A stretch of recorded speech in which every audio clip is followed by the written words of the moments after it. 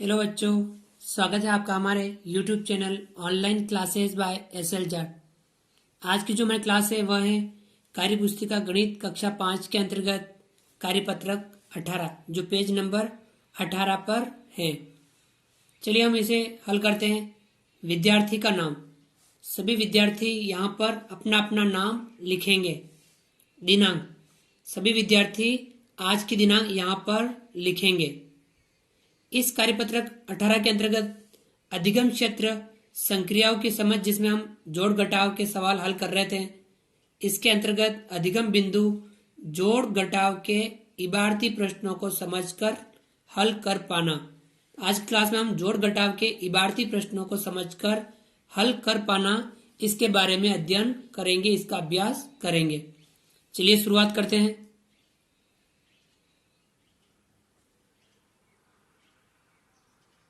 सवाल नंबर पहला, हल कीजिए। अब इसमें इधर सवाल दे रखे हैं और यहां हमें हल करना है।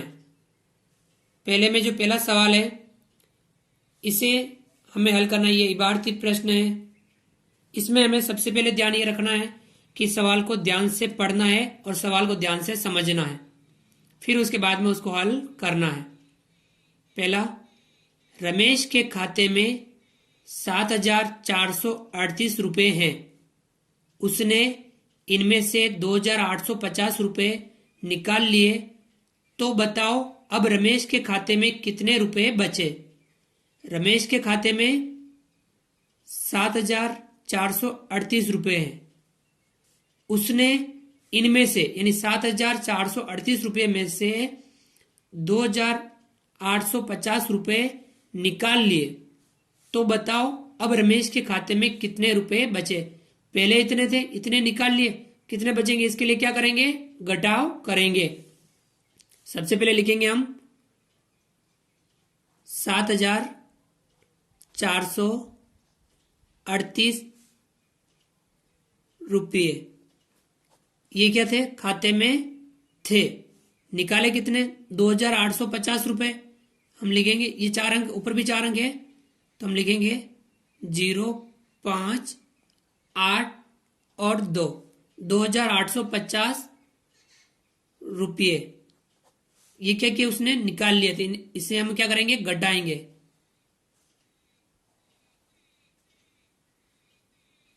अब 7,438 रुपये में से 2,850 रुपये निकाल लिए, कितने बचे, हम उसके लिए घटाव करेंगे। 8 में से 0 घटाएंगे, कितना बचेगा, 8।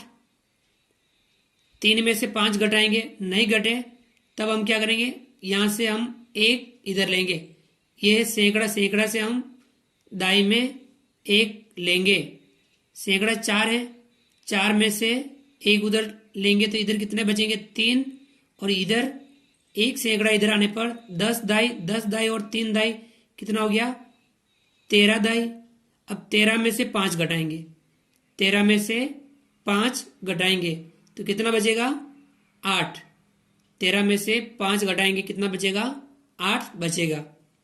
अब चलिए आगे, 3 में से 8 घटाते, नहीं घटे, यहां से हम 1 लेंगे, तो इधर यहाँ 7 है, तो ये क्या बचेगा, 6। और 1,000 इधर आने पर 10 सैकड़ा होगा, और 10 और 3 पहले से हैं, तो कितना हो जाएगा, 13। 13 में से 8 घटाएंगे, 13 में से 8 घटाएंगे, कितना बचेगा, 5। 6 में से 2 घटाएंगे, कितना बचेगा, 4। अब 4,588 रुपये शेष बचे। हम चाहे तो 7,438 रुपये हैं रुपये निकाले और ये शेष बचे, शेष बचे। 7,438 रुपये में से 2,850 रुपये निकाल लेते हैं, 4,588 रुपये शेष बचते हैं। यानी रमेश के खाते में अब 4,588 रुपये शेष बचे, या इतने रुपए उसके खाते में रहे। चलिए सवाल नंबर आगे की तरफ बढ़ते हैं। सवाल नंबर 2, एक नगर में 15,348 पुरुष और 12,874 महिलाएं हैं। तो उस नगर की कुल जनसंख्या ज्ञात कीजिए। एक नगर में 15,348 पुरुष हैं और 12,874 महिलाएं हैं। हमें कुल जनसंख्या ज्ञात करनी है। सबसे कुल जनसंख्या ज्ञात करने के लिए हम क्या करेंगे, पुरुष कितने हैं महिला कितने हैं दोनों की संख्या जोड़ देंगे, कुल उस नगर की कुल जनसंख्या प्राप्त हो जाएगी। हम सबसे पहले लिखेंगे पुरुष कितने हैं 15,348, ये क्या है पुरुष। महिलाएं कितनी है 12,874, हम लिख लेंगे 4 7 8 2 1, और हम इन्हें ये क्या है महिलाएं। 15,348 पुरुष और 12,874 महिलाएं हैं।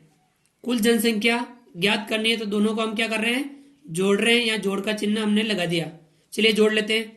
8 और 4, 8 में 4 जोड़ो 12, 12 का 2 हासिल लगा 1। 4 में 7 जोड़ो 11, 11 में 1 जोड़ो 12, 12 का 2 हासिल लगा 1। 3 में 8 जोड़ो 8 और 3 11, 11 में 1 जोड़ो हासिल का 12, 12 का 2 हासिल लगा 1। 5 में 2 जोड़ो 5 और 2 7, 7 में 1 जोड़ेंगे तो 8। 1 और 1 जोड़ेंगे कितना हो जाएगा 2।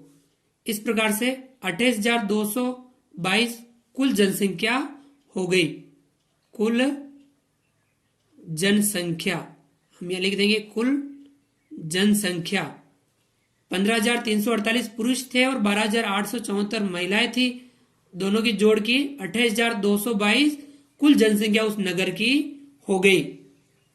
यह था आपके सवाल नंबर दूसरा। आगे बढ़ते हैं। सवाल नंबर 3, पल्स पोलियो के प्रथम चरण में 28,546 बच्चों को व द्वितीय चरण में 26,968 बच्चों को दवाई पिलाई गई। बताओ दोनों चरणों में कुल कितने बच्चों को दवाई पिलाई। पल्स पोलियो अभियान चल रहा था। पहले चरण में 28,546 बच्चों को और द्वितीय चरण में 26,968 बच्चों को दवाई पिलाई।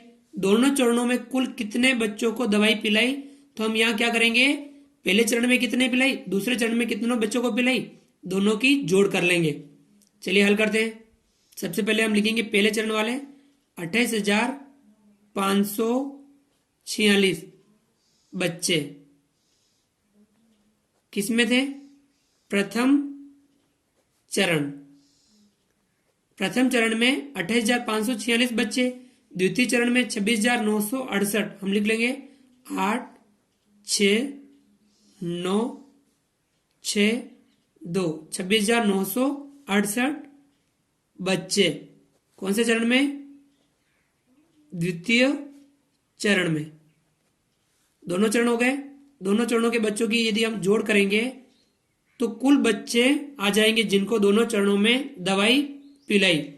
चलिए जोड़ कर लेते हैं। 6 में 8 जोड़ो, 6 में 8, 6 और 8 कितने होते हैं 14, 14 का 4 हासिल लगा 1। 4 में 6 जोड़ो, 4 और 6 10, 10 में 1 हासिल जोड़ेंगे 11, 11 का 1 हासिल लगा 1। 5 और 9, 5 में 9 जोड़ो 14, 14 में 1 जोड़ेंगे 15, 15 का 5 हासिल लगा 1। 8 में 6 जोड़ेंगे 8 और 6 14, 14 और 1 15, 15 का 5। 8 और 6 14, 14 और 1 15 का 5 हासिल लगा 1। 2 और 2 4, 4 में 1 जोड़ेंगे तो 5। कितने हो गए 55,514 बच्चे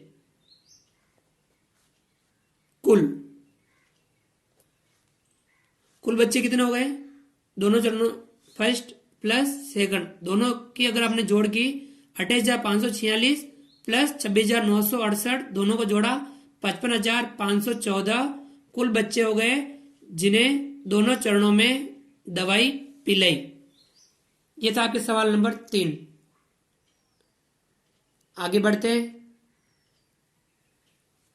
सवाल नंबर 4।